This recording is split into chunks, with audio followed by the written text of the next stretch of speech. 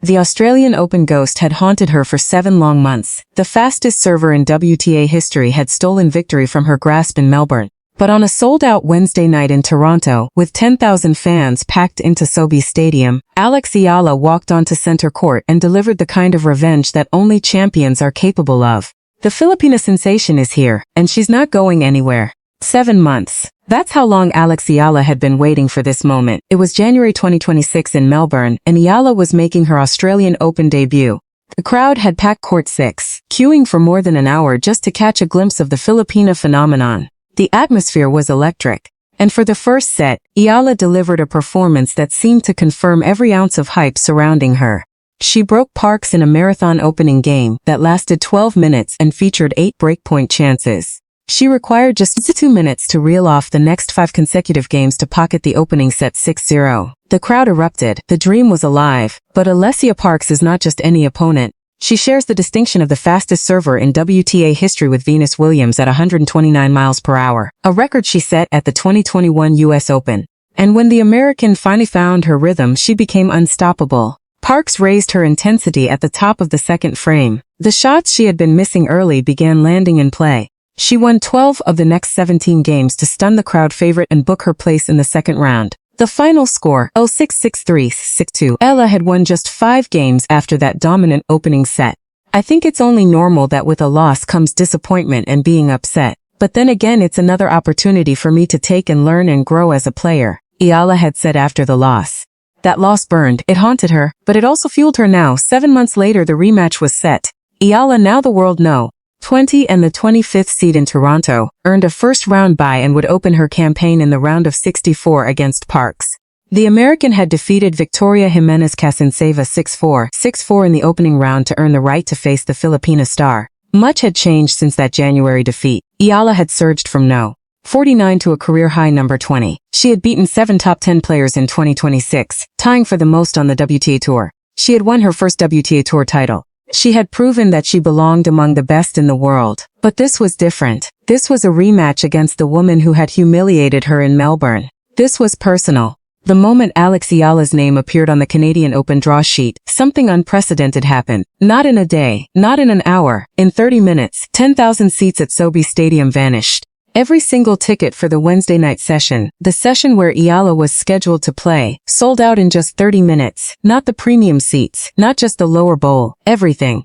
In half an hour, Karl Hale, the tournament director for the National Bank Open, had seen it all. He had hosted Serena Williams, Venus Williams, the Big Three. But this was something entirely different. We've never seen a player ranked outside the top 5 have this type of effect, Hale admitted.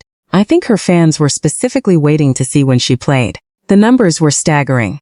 The Grandstand court, which had a capacity of just 2,800 seats, was immediately deemed too small. Tournament organizers were forced to move Eala's match to center court, which holds over 10,000 fans. We can't put her on there because she probably sold upwards of 5,000 tickets, Hale told the Tennis Channel. But it wasn't just about the numbers. It was about who was buying those tickets. The Greater Toronto Area is home to one of the largest Filipino diasporas in the world, and they had been waiting for this moment. Jason Maglante, Tennis Canada's Senior Director of Ticket Sales and Services, saw it firsthand. Speaking to my family and friends in the community, people started asking me about her. Is she coming? Can I know a little bit more about her? Maglante said. And these are people who don't even follow tennis. The organizers had planned for the Filipino crowd. They had even added a special Filipino dish, chicken adobo, to the tournament's food offerings for Wednesday night. It was one of several ideas that came from a Filipino-Canadian on the tournament staff, because they knew this wasn't just a tennis match. It was a cultural event. Maglante projected that 8 out of 10 fans in the stands could be of Filipino heritage. We're pretty proud of anything that comes out of our country in the Philippines, he said. The only thing I know of with this kind of hype among Filipinos in the sports realm would be the boxer Manny Pacquiao. The Eala effect had officially crossed borders. From Miami to Dubai, from Washington to Wimbledon, and now Toronto, Alex Mania was unstoppable. All the tournament directors are talking about it. Everybody in the industries is talking about it, Hale said. And Eala herself? She was ready. Yes, I've been told that it's going to be a full house tomorrow, so I'm really very excited to see and experience the atmosphere, Eala said in her pre-tournament press conference. It's nice to see that the Filipino community is really showing up. And they're enjoying tennis and, hopefully it will help grow the sport as well and, in the end, give them something, a new experience and a joyful experience. The ticket that broke Toronto wasn't just about watching a tennis match, it was about representation. It was about a community finally seeing itself on the biggest stage. It was about a 21-year-old from the Philippines who had become more than just an athlete, she had become a movement. The sold-out crowd packed Sobeys Stadium on Wednesday night, August 5, 2026, had come for one reason. They had come to see Eala, the Filipina sensation who had become more than just a tennis player. She had become a movement, and they were about to witness something unforgettable. Eala walked onto center court with the weight of a nation on her shoulders, but also with the confidence of a champion. She had spent the previous 24 hours transitioning from the celebration of her historic DC Open victory to the focus required for her Canadian Open debut. And while fatigue was a concern, she had flown straight from Washington to Toronto with barely a day to rest. There was no sign of it in her stride. "It's been a crazy 24 hours, Eala had said before the match. "My mind's just been going back and forth between focusing on the next match and thinking, did I really just do that?" Across the net stood Alycia Parks, the American who had stunned Eala in Melbourne 7 months earlier. Philippine Open, Parks had come back from a wet 6 first-set defeat to win 6-3, 6-2. She had used her devastating serve, tied with Venus Williams for the fastest in WTA history at 129 miles per hour, to completely dismantle Eala's rhythm. That loss had haunted the Filipina ever since. It had fueled her, it had driven her to improve, to work harder, to become the player she was today. And now, on the biggest stage of her career, Eala had her chance for revenge.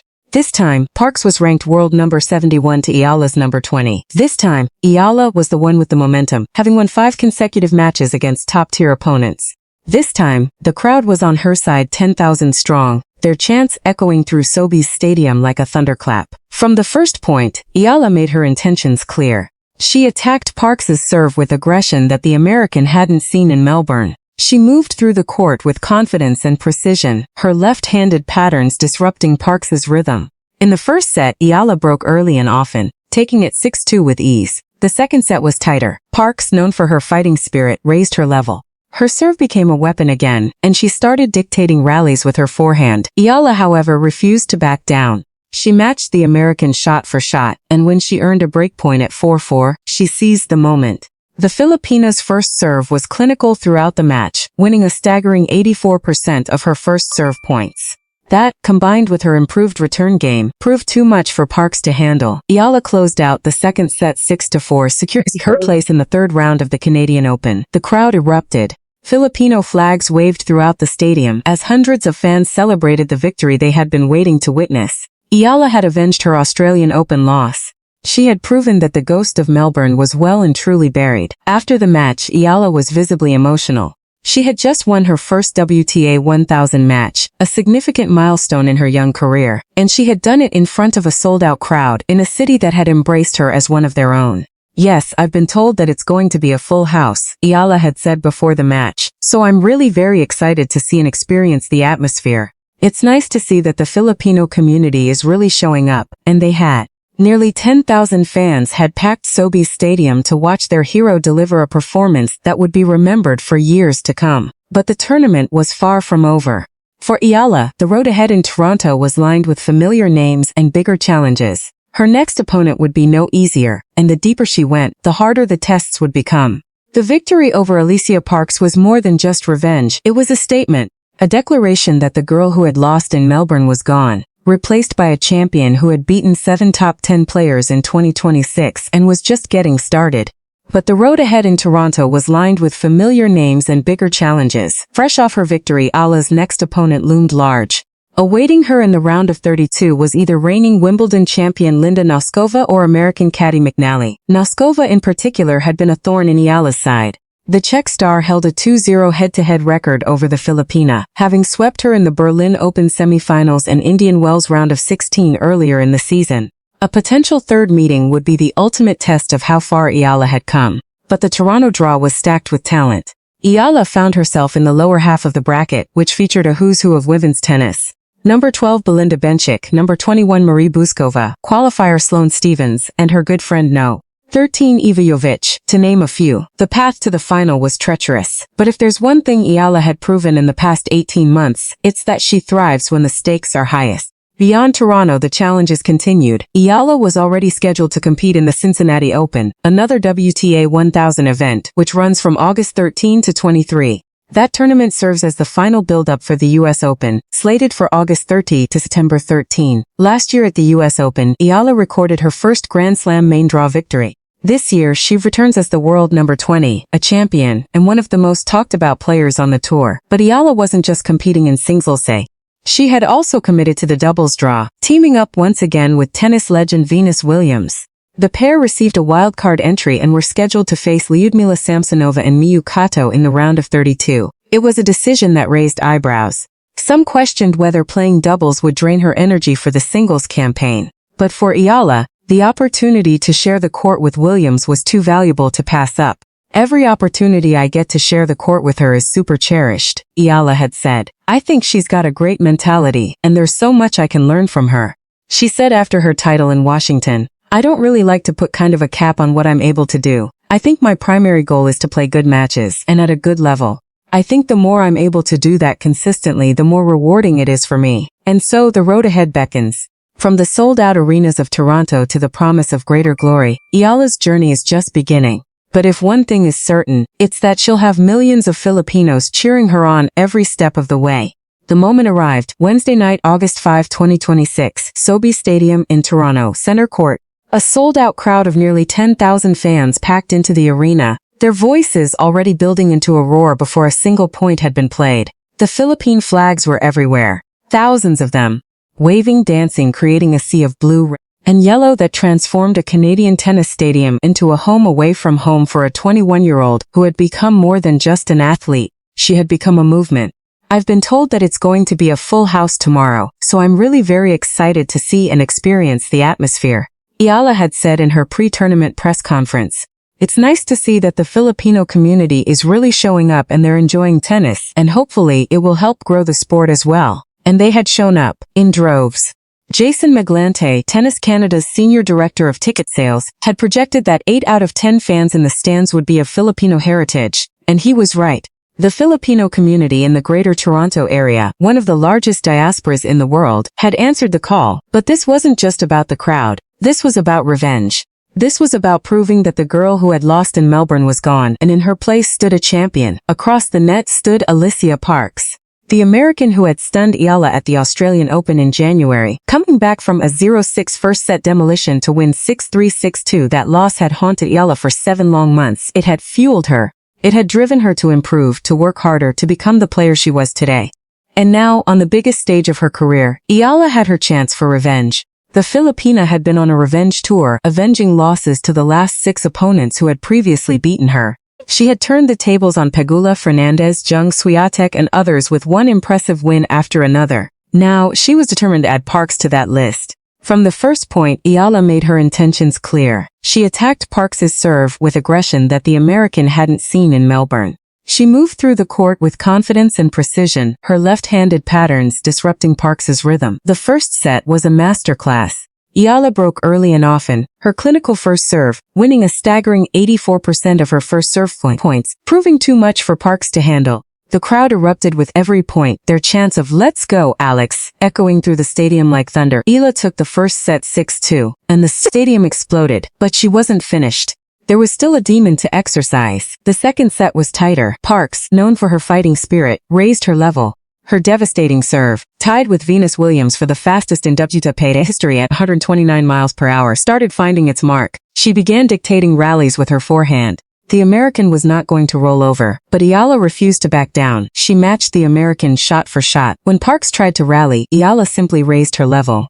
When the American earned a break point, the Filipina found an even better serve. The rallies grew longer, the tension grew thicker, and with every passing point, Eala grew more confident. The crucial moment came at 4-4 in the second set. Eala earned a break point, and she seized it. A thunderous forehand winner, a fist pump, and the belief that she could close it out.